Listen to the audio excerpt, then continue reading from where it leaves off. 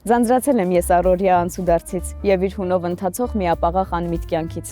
Ձանձրացել եմ գինով շնչող պանդոկներից, այստեղ այնտեղ հարբած ընկած հազարումի ծանոթներից։ Եվ այն բանից եմ ձանձրացել, որ ինքս էլ նույնն եմ, ու թեև վաղուց եմ հասկացել, որ սա է կյանքը հենց։ Եվ այս ձանձրույթը նողկալի ստիպում է իրավունք վերապահել գոնե մի քիչ ձեզ ձանձրացնել։ Հենց այս բառերով էլ սկսվում է համարյա իմ ամեն առավոտը։ Ես արթնանում եմ ձանձրացած բոլորից եւ ամեն ինչից եւ մեկ բաժակ դարսև սուրճից հետո հասկանում, որ ես այդ ամենի մասն եմ կազմում ու շարունակում ապրել։ Հենց դրա համար էլ մենք հիմա այստեղ ենք, շարունակում ենք հրաշալի օրեր ունենալ եւ այսօրվա մեր հրաշալի հյուրը պոետ, երգահան Էդուարդ Զորիկյանն է։ Ողջույն, այո, հասել ենք։ Շնորհակալություն, որ եկաք համավորելու։ Իսկ Էստեղ։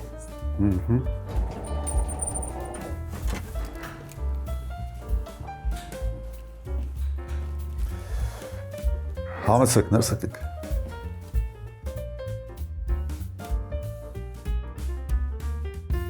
Էս մեր ծովինարն է։ Թորնուս համար գնացինք, գնալուց չգիտենք որցա թե եկա։ Ասեց պապիկ ինքը ծովախոզուկ է, չէ՞։ Ասում հա։ Դե ամեն դեպքում որ ծովախոզուկ է, Անվանենք նենց անուն դնենք, որ եթե հետո պարզվի որցա ծովակ կասենք, եթե պարզվի եկա ծովիկ կասենք։ Հետո պարզվեց եկա դարձավ ծովինար, այդ մեր ծովինարն է։ Այս նկարները ձեր թորնուհին է նկարել։ Թորնուհիները։ Թորնուհիները։ Այստեղ հիմնականում Նոեմինարի տղայս աղջկա նկարներն են, տարբեր տարիներ, սա ամենաառաջինն է։ Չեմ էլ հիշում, ինձ նկարից բարձադառնում, որ դեռ ձևավորված բան չկա։ Վերջի գործերից այս ինձ է նկարել, տես։ Հա։ Անցած տարի, հիմա 10 տարեկան է, 9 տարեկանում։ Էս էլ ինձ ու կնոջս տենց։ Էս էլ է իր գործերից, մի խոսքով, ստեղ նկարում է ամեն ինչով, ինչ լինի, յուղաներկ, ջրաներկ, մատիտ, երբ ոչինչ չի լինում, այն վերևում։ Բայց այդ ամենը շատ է հավանեցի, ինչով է։ Տատիկին է նկարել, տատիկի կոսմետիկայով։ Բայց շատ հավես է, շատ սիրուն է։ Այս էլ է շատ գեղեցիկ։ Ում նկարն է։ Այդ համերգներիցս մեկի ժամանակ այդ միջման ուղակի մոտեցան, նվիրեցին, հա։ Այդ ժամանակ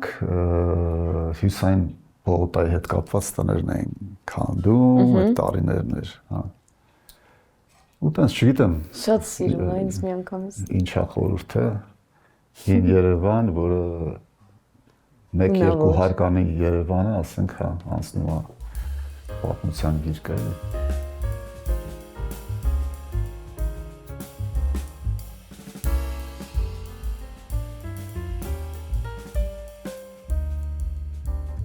Պարոն Զորիկյան, որտեղ եք ծնվել։ Ինչպիսի հիշողություններ ունեք ձեր մանկությունից։ Ես ծնվել եմ Երևանում, ծնողներս այդ տարիներին ապրում էին մի թաղում Երևանյան, որը կոչվում էր Անկախ Մայլը։ Ինձ թվում էր դա միակ թաղն է, հետագայում շատ հետո պարզեցի, որ 2-3 տենց թաղեր եղել են Երևանում, որ նման կերպ են անվանել։ Ինչու են անվանում Անկախ։ Ուրեմն պարզվեց, որ հայրենադարձներ էին, հայրենադարձների թաղամասեր, սեփական տուն, բակ, տենց, հա։ Կայարանից այն կողմ այդ հատվածում էր։ Դեպի առաջին մաս կայարանից, որ այս ժողովուրդը ովդ է բնակվում է, ոչ լույսի համար է փող վճարում, ոչ դե ջրի համար այդ թվականներին չկար։ Ով հայտնվում էր այդ թաղամասում, ուղղակի ծեծում հետ էին ուղարկում, հա։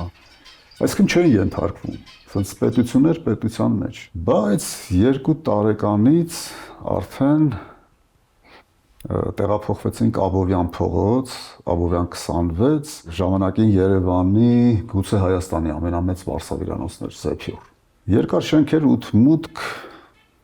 8-րդ մուտքում վերջի հարկ, իդեպ որտեղ շենքում եմ բնակվել, միշտ վերջի հարկեր է եղել, չգիտես ինչու։ Ու միշտ մուտքում վերելակ է եղել։ Թեպետ ոչ մի տրամաբանական, ասենք ինչ որ օրենքներով, ասենք 4 հարկանի շենքին, 5 հարկանի շենքին վերելակ չի հասնում եւ չեն դնում, բայց ինչ ինձ անհասկանալի պատճառներով, օրինակ 8 մուտք խանութ շենքա, 8-րդ մուտքը ու թեթև բանը, հա, իջնում է այնտեղ։ Այսինքն շենքի սկիզբը 5 հարկա, վերջը 4։ Այս ամենացածր տեղը վերելակը կա, մնացած ոչ մի մուտք։ Իսկ դուք օգտվում եք վերելակից։ Ես օգտվում եմ, հա։ Դե դրա համար օգտվում եմ, հաճախ ոտքով իջնում եմ, բայց բարձրանալիս օգտվում եմ։ Այդտեղից հետո կանոջս բավական սեփականությունը գտնվում էր այսօրվա հյուսիսային պողոտայի հատվածում։ Սեփական տուն էր, հսկայական բակ էր, երևի 7-8 տարբեր պտղատու ծառներով, հա, բալենի, սալորենի, թթենի, փշատենի, հիշում եմ առաջ անգամ որ մեր տուն եկավ այդտեղ։ Ինքը ներս ընկած էր եւ սենց լռության կղզյակ էր, տարօրինակ քաղաքի կենտրոնում, այսինքն դուրս էր գալիս փողոց, աղմկոտ էր քաղաքը, հիմա էլ աղմկոտ, այն ժամանակ էլ էր աղմկոտ, բայց երբ որ խորանում էր արդեն այդ հատվածում լրիվ լռություն էր ու գարնանն էր, հեռվից հեռու այդ փշատենին ծաղկում էր այդ բուրմունքը, ծաղկող փշատենու մտանք բակ, այսինքն բոլոր ծառերն էին ծաղկման շրջանում, բալենիները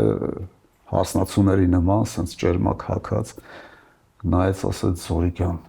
այս ուր ենք եկել, այս ինչ դրախտ է Երևանի կենտրոնում, ու մեղուների տզոցը, հա, մեղուների բզոցը, մենք հիմա Երևանի կենտրոնում ենք, դե ասում եմ, հա, բա ինչ ենք, այդպես, հետո հյուսային պողոտայի բուլդոզերը հավասարեցրեց այդ թաղամասը ու սկսեցինք տուն փնտրել, գտանք այստեղ։ Որտեղ եք սովորել։ Կրթությունս ռուսական է, սա գլուխ գովալու բան չի, միշտ դժվարությամբ եմ այդ փաստը ինձ կոնկրետ դժվարություն է պատճառել, որովհետև օրինակ ով իմանում է, որ ռուսական կրթությունն եմ, զարմանում են, ասում են, բայց ոնց կարա տենց բան լինի, հայերեն երկերը գրում եւ այլն, ինչ որ բաներ հաշվի առնելով բոլորի մոտ զարմանք առաջացնում։ Պուշկինի անվան դպրոցը Մոսկովյան փողոցի վրա մեր տնից դպրոց բառացիորեն 2 րոպե էր։ Հաճախ կարող ենք դասից փախչել, նույնիսկ այդ հա երկար դասամիջոցին ոչ թե իջնել բուֆետում, ասենք ճաշել, այլ մտնել տուն, մի կտոր հաց ուտել, ելի վերադառնալ, այդ աստիճան մոտ էր։ Հետո ընդունվեցի Երևանի պետական համալսարան, երկրաբանական ֆակուլտետ, երկրաֆիզիկայի բաժին, այսինքն մասնագիտությամբ ես երկրաֆիզիկոս եմ։ Երկրաֆիզիկոս։ Ֆակուլտետը հայկական էր, առաջին երևի դժվարությունը հենց այդտեղ էր։ Դուք գրքեր ռուսերեն էիք կարդում այն ժամանակ։ Համալսարանում ոչ, որովհետև ամբողջ գրական կար, իհարկե գրականությունը ռուսերեն ավելի շատ է, ցանկացած մասնագիտական գրականություն։ Հիմնականում դպրոցում հա, որովհետև բացի շաբաթը 1 օր էր, 2 օր էր հայերեն դասերից, մնացած բոլոր առարկաները ռուսերեն էր, բոլոր։ Հիմնականում հա ոչ միայն ռուսերեն, այլ հենց ռուսական գրականություն, հա։ Իդեպ առաջին տարին ես չկարողացա ընդունվել հենց հայերենի պատճառով, որովհետև 3 քննությունները հանձնեցի, հայերենից կտրվեցի։ Ծնողներս չհավատացին, ասացին, որտեղ են մյուս առարկաները կրկնուսույցի մոտ տվել էին պարապել, իսկ հայերենը մտածել էին դե թելադրությունն կգրել, թելադրության եղածն ինչ է։ Վերջը բողոքարկեցին, մտան, դուրս եկան, ասեցին, վայ քո տունը շինվի,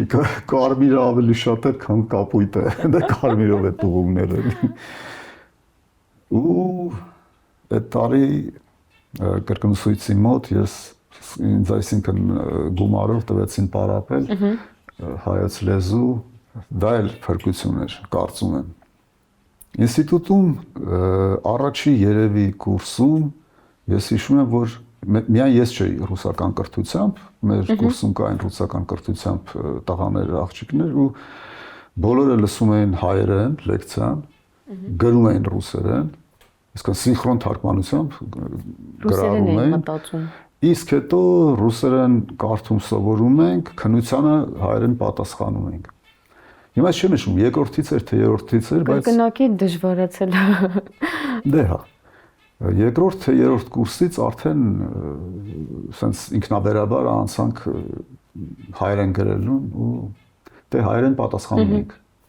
Նենց չէր որ կարող էր ռուսերեն պատասխանել։ Ինչու այդ ֆակուլտետ։ Երկու պատճառ կար, սիրում էի արշավ, խարույկ, չգիտեմ, ձորեր, սարեր, լեռներ, անտառներ, տենց հա, բնություն, վրան, բայց երբ ավարտեցի, պարզվեց, որ Հայաստանի երկրաբանները բոլորովին ուրիշ սկզբունքով են։ Իրենք գնում են որտեղ որ պիտի աշխատեն, բոլոր առումներով ամենահարմար գյուղն են ընտրում, գյուղում ընտրում են ամենամեծ, ամենահարմարավետ տունը, դե պարզա սեփական տուն, բակով, ամեն ինչով։ Լեռներից, հա, հետազոտություններից վերադառնալիս այդ տանն են երեկոյան անցկացնում։ Երեկոն գիշերելը ես 7-8 տարի աշխատեցի երկրաբանության ոլորտում եւ 7-8 տարի համոզում էի տղերք, եկեք գոնե մի անգամ վրան ունենք, պահեստում եւ վրան ունենք, քնապարկեր ունենք, բոլոր հարմարությունները բաց երկնքի տակ ապրելու կար, բայց ոչ ոք տենց էլ չհամաձայնվեց։ Ես տենց քանի որ միայն ես էի այդ ամեն ինչով տառապում։ Հա։ Դե գիտարս ինձ հետ էր, կապ չուներ հիմա տանն ես թե դուրսն ես, միշտ ինձ հետ ա եղել։ Այսպես երկրաբանությունը ավարտվեց, երբ խորհրդային միությունը փլուզվեց։ Այն ժամանակ ես ինքս դուրս եկա իմ դիմումի համաձայն ու քանի որ ընկերական շրջապատումս շատ էին ընկերներ, ովքեր տարբեր թատրոններից, ռեժիսոր, դերասաններ, սկսեցի համագործակցել երևանյան մեր թատրոնների հետ, իրենց հետ շրջագայել, իրենց ներկայացումներում խաղալ, որոշ ներկայացումների համար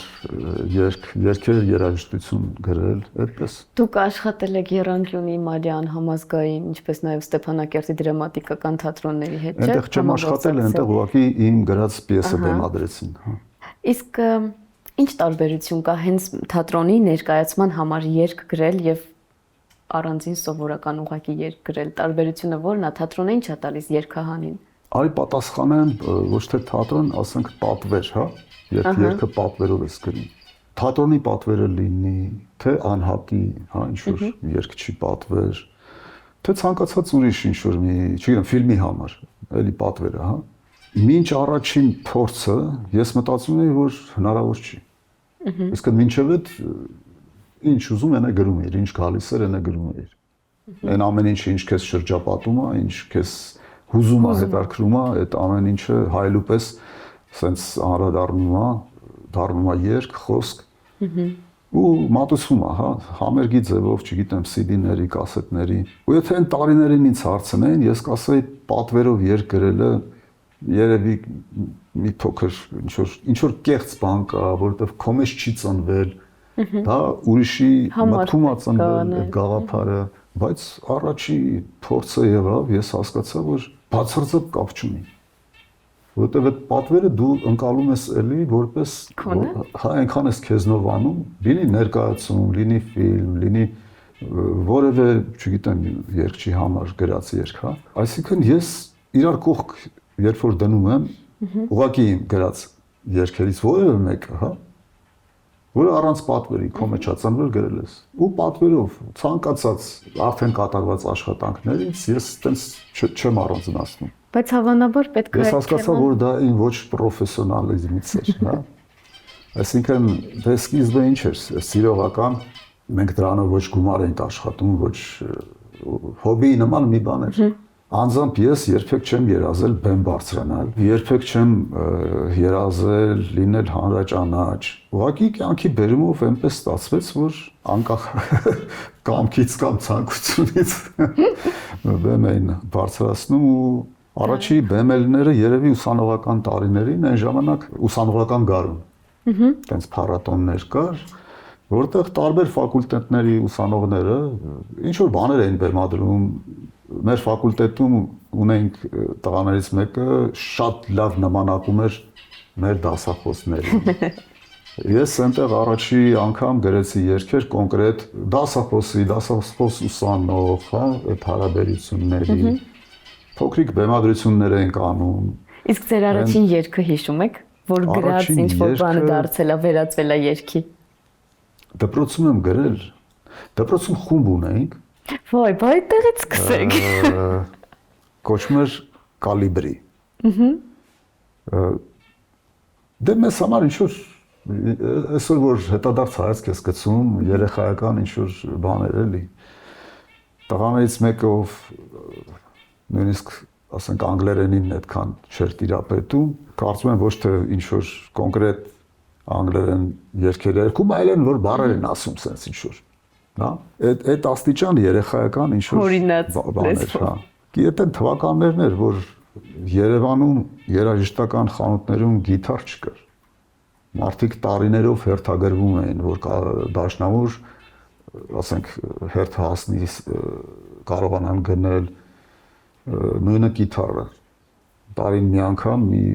մի քանի գործիք էր մտնում Երևան, դա էլ վաղուց արդեն իր տերերը ուներ, հա, նախորդ ոնց էր պատվիրած։ Ինչ որ մեկը եթե դրսից բերեր, փառք Աստծուն, որ այդ կար, սփյուռքահայերից, որ շատ էին գալիս գնում։ Հետո երբ դպրոց ավարտեցինք, մեր խմբի տղաներից մեկը պիտի ընդունվեր բժշկական, մյուսը պիտի ընդունվեր ճարտարապետական, դե ես պատրաստվում էի համալսարան, մի ռուսական ֆիլմ կա Ռեսպուբլիկա Շկիտ, Շկիտ հանրապետություն, այսպես է կոչվում։ Այդ են թափառող երեխաներին, որ հավաքում էին ու տենց դաստիարակչական կենտրոններ էին, դպրոցներ էին ստեղծում, հաճախ ես մեր դպրոցը եւ հենց մեր դասարանը նմանեցնում եմ այդ ֆիլմի, այդ երեխաների, որովհետեւ այն ինչ մենք բերում ենք մեր դասատուների գլխին, ինչ օիններ, որ խաղում ենք, այսօր նման բան չկա, ուղղակի չի կարող լինի, ուղղակի չի կարող։ Դասատուները ոնց էին արձագանքում դրան։ Ես ճիշտ ասած խուսափ էի եթերում պատմել, այն ինչ կամ պիտի ուրեմն ընտրեմ այն ամենաանմեղ երևի չպատմեմ, որովհետև ամենաանմեղն էլ այնուամենայնիվ ինչ որ հանցավոր մի բան կար էլի։ Հա։ Այսօր դա եւ դիտավորություն էլ կար։ Ինչ որտեղ կար։ Հաճախ նման բաներ անում ենք, որովհետև ասենք երկուսային այն ժամանակ մաքսիմում 5-ն էր, հա։ 5 բալանի համակարգ էր։ Ասենք երբ երկուսային նշանակում հիշաչար ենք, ահա որ հիշաչար ենք, նշանակել։ Ու այնպիսի բաներ ենք անում, որ մի խոսքով Ձեր առաջին գիտարը կա։ Չէ, ես որ սուտ չասեմ, երևի 5-6 գիտար եմ փոխել։ Նախորդը միշտ նվիրել եմ, միշտ։ Ինչ որ մեկին։ Ծանոթի, անծանոթի, ընկերներիս այն ворթիներին, ովքեր ասենք ընդունվում էին երաժշտական դպրոց, գիտարի բաժին, բայց գործիք չունեին, հա։ Ես չէի կարող։ Միշտ նախորդը նվիրում էի, նորը ձեռք էի բերում, հա, տենց այսքան ես տենց երբեք չեմ պահել որպես ինչ-որ։ Երևի գալիս նրանից, որ քիչ առաջ որ ասի, երբեք չեմ երազել, ասենք։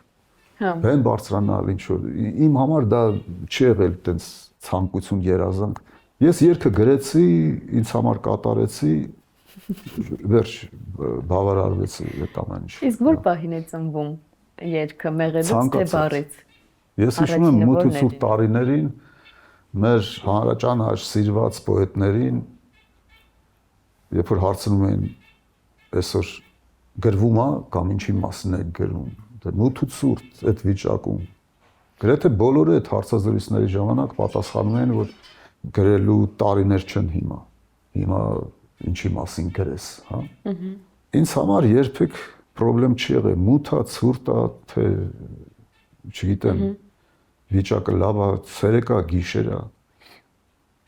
Ես գրել եմ միշտ։ Երբեք այնպես չի եղել, որ դրական բաների մասին պիտի գրես, ավելի շատ բացասական երևույթների մասին։ Միշտ այդպես է, ցավի, բացասական։ Գրած բանաստեղծություններ, երգեր, թեպետ էս վերջերս երբ հասկացա, որ երգը իր բնույթով թուղթուգիր է, այսինքն ցանկացած երբ բանը հանձնում ես թղթին, ինքը դառնում է թուղթուգիր։ Ու հիմա օրինակ խուսափում եմ բացասական երևույթների մասին գրել, որովհետև այն ինչի մասին գրեցի կատարվեց ու շարունակում է կատարվել էլի։ Ես երգեր ունեմ, որ վախենում եմ կատարել։ Գրել եմ, ինքս ինձ համար ձայնագրել եմ կամ տեսագրել եմ, ու հետո երբ մի պահ տենց հիմա չեմ կարող ասեմ կոնկրետ երբ այդ կարծիքը տենց ամրացավ իմ մեջ, հա։ Ուղղակի երգեր կան, որ չեմ կատարում։ Ոչ թե չեմ կատարում, որ անցած էտապ է կամ չեմ կատարում, որ դուրս չեն գալիս, կամ մյուս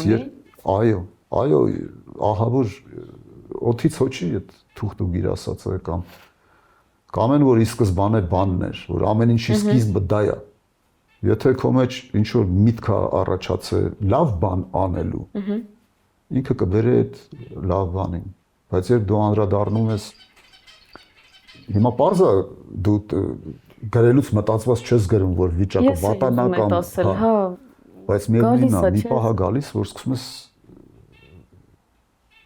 վախենալ։ Պարոն Զուրիկյան, դուք ուր էիք, որ գրեցիք կարոտը։ Ես 6 ամիս սովորել աշխատել տենց անվանենք, որովհետև այդ մութուցուր տարիներին էր, ընկերներիցս ասեցին, ասի մի սենց ուղղագիր կա, ուղարկում ենք Գերմանիա սովորելու, պայմանները շատ լավն էին, էլի, ինչ ասեմ, այն կրթաթոշակը, որ պիտի ստանայի, այդ կրթաթոշակով, եթե վերադառնայի ոչինչ չծախսելով, Երևանի կենտրոնում կկարողանայի 2-1 սենյականոց բնակարան առնեի, հա։ Այսինքն այսօրվա գնային բանը, որ հաշվենք, ինչ ասեմ, դուրս կգա, որ մի քանի 100,000 $, կրթաթոշակ։ Այն ժամանակ ուրիշ թվեր էր, փոքր էր, բայց այդ էր, գները դա էր։ Ու զուտ դրա համար ես 6 ամսով մեկնեցի Գերմանիա։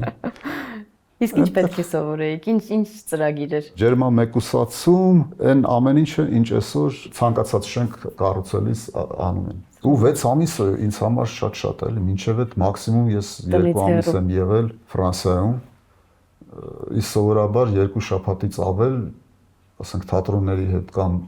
ուղղակի համերգներով հյուրախաղին մեկնելիս աշխատում ես քիչ մնալ, որ քիչ ծախսես դրսում, աշխատածդ գումարը կարողանաս հասցնես ընտանիքիդ։ 6 ամիսը դա ահա որ մեծ կես տարի։ Ու ես մի քանի չափածո բանաստեղծություն, այդպես ասեմ, դրանք նամակներ էին, որ գրում էի, ասենք, կնոջս։ Չափածո գրում էի, ուղարկում էի։ Աստվածին պահպանվել են դրանք։ Կարոտը այդ նամակները։ Կինս սիրում է այդ ամեն ինչը պահել, հաստատ ունի, ինչ որտեղ հաստատ կլինի։ Իսկ կարոտը էլի Գերմանիայում եմ գրել։ Դե հիմքում այդ կարոտներ, հիմա ինչ ասեմ։ Տնից հեռու։ Ինչն է ամենաշատը կարոտում։ Ամեն ինչը։ Նույնիսկ այն բացասական երևույթները, որ Երևանի փողոցներով քայլելիս նյարդերիդ վրա ազդում է։ Չգիտեմ, ասենք ինչ օրինակ բերեմ։ Ցանկացած բացասական բան։ Նույնիսկ դա ես կարոտում։ Ես կոնկրետ դա կարոտում եի։ Երևանը շատ է փոխվել։ Ձեր երիտասարդ ժամանակների Երևանը եւ հիմիկվա Երևանը ի՞նչն է փոխվել։ Ես կասեի ոչ, բայց կարծում եմ անճանաչելի է դարձել, որովհետև ես հիմա Երևանի կենտրոնից մետրոյով եթե հաշվենք 2 կանգառ եմ հեռու, բայց ես որ իջնում եմ կենտրոն, ինչ ասեմ, մանավանդ ամռանը, հա, երբ այդ շատ լավ երևույթ է, բացօթյա սրճարաններ, չգիտեմ, եւ այլն այդ ամեն ինչ։ Ուղղակի գլուխս բռնում փախչում է։ Փոխվել է, շատ է փոխվել։ Ոնց կարող է չփոխվել։ Ինչ որ բան կորելա, կորցրելա, ինչ որ մի բան Երևանը դեմքը օրինակ կամ ինչ որ տեսնում։ Հա, շատ դրական բաներ։ Օրինակ այսօր քիչ առաջ ասում էի, որ այն օրենները, որ մենք մեր դասատուների գլխին էինք անում, այսօր ոչ ոք չի անում, չէ՞ որ դա լավ է։ Այո, ոչ ոք չի անում։ Հա։ Պարոն Զորիկյան, ինչպես գրեցիք Հուսո Արագաստը, դուք երևի չեք պատկերացնում, բայց մարդիկ խենթանում գժվում են այդ ստեղծագործության համար, ես էլ նույնպես։ Երբ ես ուսանող էի, տեսնում եք թե չէ, գիտեք թե չէ։ Գիտեք։ Բայց դա մի հատ ուրիշ բան է։ Դա բացառիկ երգ է, որը միանգամից սիրվեց ու ես միշտ ասում եմ երգը թռչուն է, գրեցիր պիտի բաց թողես։ Կգնա, կհասնի ինչ-որ մեկի սրտին, հոգում, չգիտեմ, բույն կհյուսի, կապրի, եթե չէ։ Շատերի սրտին է հասել։ Այդ են բացառիկ երգներ, որ ու մենք դրա համար չենք գրում։ Բացարձակ։ Մենք դա գրում ենք Կիլիկիա նավի լինելը հասցնել, որ նման կիսակառույց մի բան կա, որ պետք է հասցնել ավարտին, ուշադրություն գրավել, հա, ինչ որ ձև, ինչ որ։ Այսինքն ես դեռ ուսանող էի, երբ իմացա, որ Կիլիկիա նավի նավապետը Կարենը Բալայան ընկերների հետ այն ժամանակ լաստանավ էին ուզում սարքեն։ Ես այդ ծաղրում ասում եմ, այդ գեդարում պիտի քշեք այդ լաստը, որտեղ պիտի քշեք այդ լաստասին, կամ ստեղից պիտի շալակած տանեք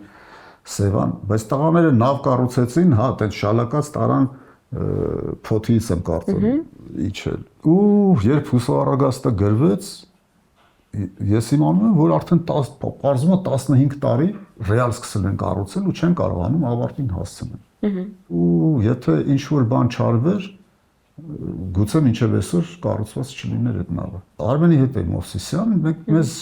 ահավոր զգացինք, այս գործը պետք է անել, ինչ կարելի անել։ Այն ժամանակ ես ռադիոյում ծրագիր ունեի, խոսեցի ռադիոկայանի տնօրենության հետ, ասեցին առավոտի ծիրիկուն ռեկլամ ենք, որ սենց նավ կա, սենց բան կա կամ որոշեցինք մեծ համերգ անել։ Մտանք ազգային օպերայի տնօրենի մոտ, ասեց դահլիճը ձրի տրամադրում են։ Պետք էր գովազդել, բարձրացանք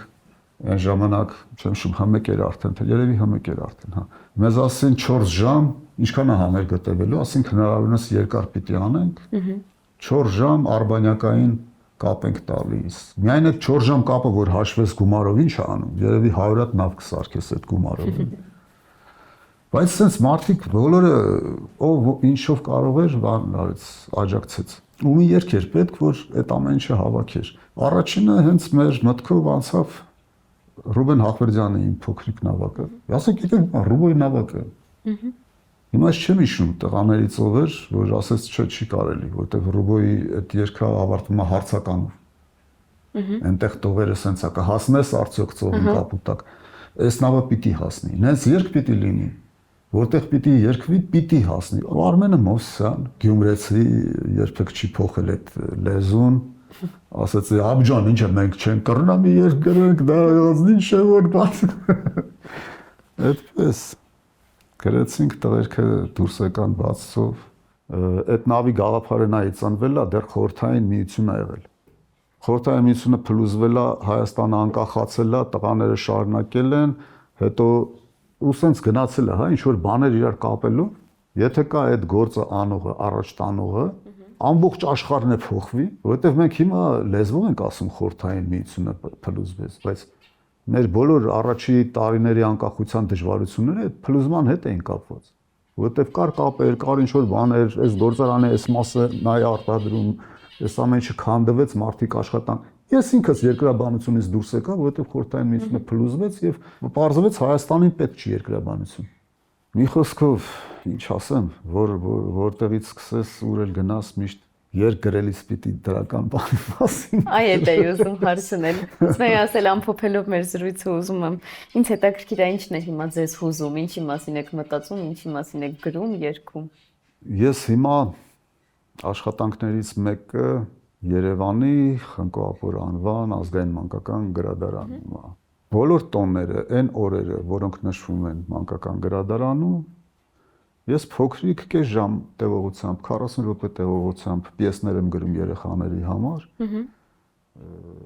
որը շատ կարճ ժամանակում բառացիորեն մի քանի փորձի ընթացքում բեմադրվում է, հանում ենք բեմ եւ խաղում ենք հրավիրելով ուրիշ դպրոցներից երեխաների։ Դա լինի գրադարանավարի օրը, դա լինի երեխաների պաշտպանության օրը, դա լինի Թումանյանի ծնունդը եւ գիրք նվիրելու օրը, այսպես լավ բաներ եմ անում։ Ես պարապ չեմ մնում։ Ինչ էլ կատարվի շուրջս, ես մի բան կգտնեմ, որ մի բան կանեմ, կմոգոնեմ։ Ինձ դուր եկավ այդ միտքը, պետք է ստեղծագործել դրականի մասին։ Դրա համար մեծ ուժ է պետք։ Ցավի եւ տանջանքի մասին ինչ յուրաքանչյուր մարդ էլ կարա խոսել։ Ես կոնկրետ երբ զգացի, ուղղակի խուսափում եմ։ խուսափում եմ, վախենում եմ, Ավելի լավ զգուշանում եք։ զգուշանում եմ, հա։ Այդ առումով դարձել եմ զգուշավոր։ Այո։ Պարոն Զորիկյան, շնորհակալ եմ շատ, որ մեզ հյուրընկալեցիք։ Ես եմ շնորհակալ, շատ խոսեցի։ Ես ձեզ շատ սիրում եմ, շատ լսում եմ ձեզ։ Իմ ամեն առավոտ ձեր երգերով Շնորհակալ եմ, հասկացում։ Նարեկ ջան, շնորհակալ եմ։ Ես եմ շնորհակալ։